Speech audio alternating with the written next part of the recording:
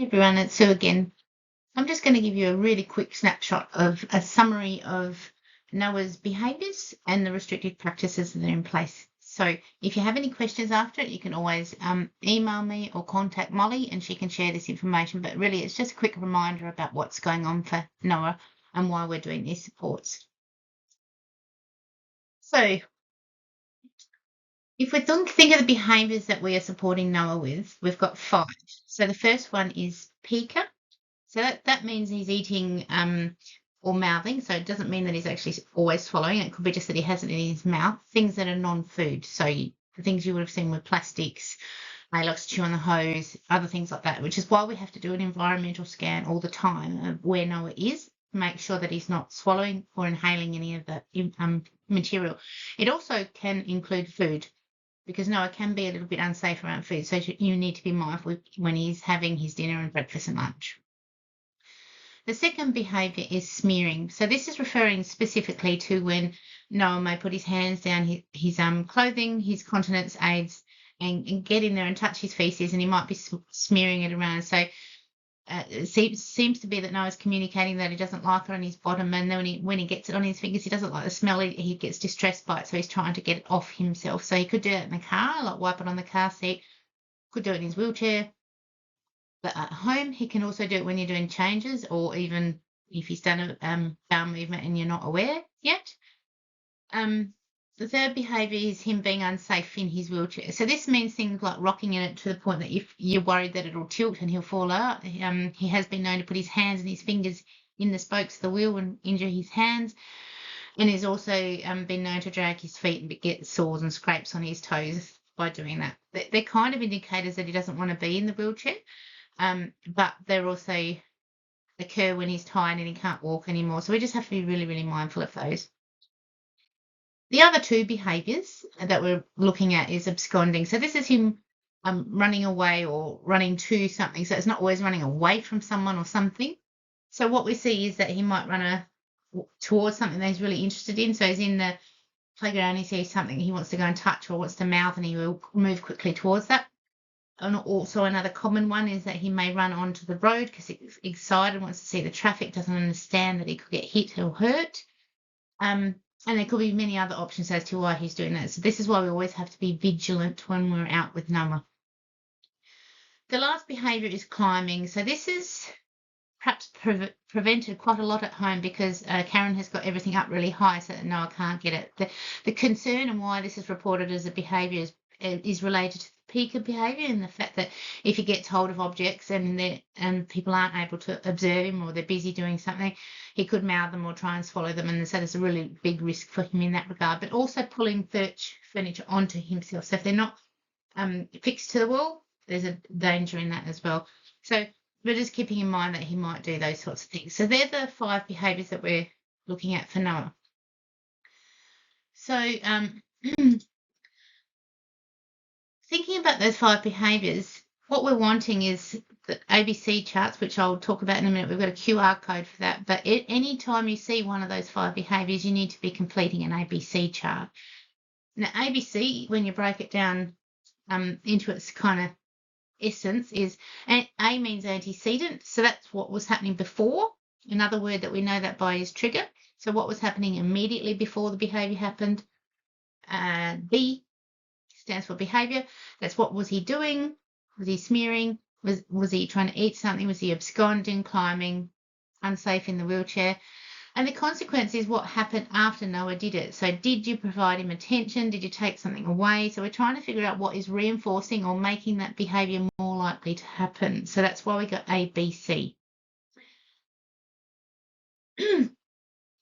So this is the QR code. This has been provided to you guys. Molly will review this with you again, but I'm also wanting to do a in-place training around ABCs. But this is the first step before that. Just a quick reminder.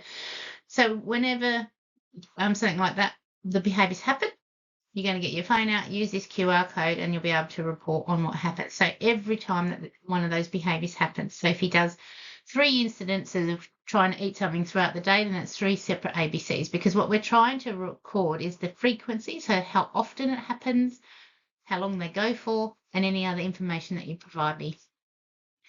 So most of this QR code, I've tried to make it really simple. And most of it is a tick box, but there are little answers where you can put more information in. So if you could please put in as much information as possible, that would really help me, because what I'll do is I'll go through each of these ABCs and try and find patterns. And I'm going to do a different training on ABCs, and I'll put this online as well. But this is just a quick introductory. So if you think the QR needs to be changed or edited, or we're missing something, we need more information to go in there, just let me know and I'll change it. As far as I'm concerned, your feedback is super important. So it's really important that we get this going, and I really appreciate your help in it. Now I'm just going to do a quick recap of the restrictive practices in place, because I understand it's causing a little bit of anxiety amongst the team. So I just wanted to make sure that we're feeling cool with it, and we have more opportunities to ask more questions, and we'll do another in-person training on restrictive practices, hopefully. So the restrictive practices that are in place for Noah are his onesie. So this is only for when he's in bed or going to sleep, so it shouldn't be on at other times. The locked door, that's actually, you need to understand, is not actually in place at the moment. So if you're locking doors at home, that's not actually authorised. The locked door should not occur until such time as we're ready that Noah is going out of his safe surround bed and into a typical standard bed for a child. So they're not in place at the moment. What he does have, though, is a groin strap in the wheelchair. So we're no longer recording the calf strap as a restrictive practice, as that's a safety feature to stop his feet from dragging on the ground. And at no point does Karen want the chest strap to be used. The other two, which is where people get a little bit anxious about, so I've tried to give some clarity here. So if you feel like it, you can pause it so you can read this information. But we have one person escort. So this is where you use physical force or response to a behaviour, and you direct Noah to a specific place or away from something. So this is when you're using physical force, and you might have to kind of retain him for a couple of seconds while he feels safe again and feels regulated, and you're able to talk to him and redirect him. It does not refer to something you do in a reflexive manner. So you're trying to prevent injury to Noah or harm. So things like if he's about to run on the road, or is about to put something in his mouth that's really unsafe, it's going to hurt him. That's reflexive. That's what you would do, excuse me, with anyone in the community. If you saw someone else eating a piece of plastic, you would probably step in and try and stop that. If they were about to step into the road and they didn't see a car coming, you would reflexively kind of grab them and say, hey, there's a car coming. That is not considered a physical restraint. That is you reflexively keeping him safe from harm. So if you read that again, that's a really good definition to keep in mind. The last one is physical hand holding. This isn't referring to walking along holding Noah's hand. If he puts his hand out to you and he wants to hold your hand, that's cool. That's his desire and his wish to do that, to feel safe. So that's not a restrictive practice. What this is referring to is hand holding when you're changing his continence aid or cleaning him. So there's times where he might be trying to touch or push you away. And so if you may have to hold his hands down gently while you do the cleaning and you get him dressed again, all set and ready to go. So if you're having to hold his hand to stop him doing that, that's considered a physical restraint. If you are pulling him by his hand and trying to move him, that's kind of going into the one person escort area and is a restrictive practice. So basically think about any time Noah's resisting, it's showing that he doesn't want this to happen, it will be considered a restrictive practice. So I'm sure you've got questions from that, because I've just done a very quick summary to try and get it back into your brains again. Send me questions to Molly and she can send them through to me. And if you do your case notes and you've got any queries, you can put it in there as well. So any time a restrictive practice is used, you need to report it. So this makes sure Noah is safe, and we're only using RPs that have been approved and you've been trained in. It's really important for his human rights, and we need to make sure we monitor this so he is not treated unfairly. And we also need to make sure he's safe, because there's so much data and evidence that shows people with disability can be hurt or traumatised by restrictive practices when they're not done properly and for no reason. And people with disability are subject to restrictive practices so much more than the typical rest of the population. So we need to be having that as our lens, that we need to keep him safe. We need to do things sometimes to keep him safe, but we don't want to infringe on his human rights.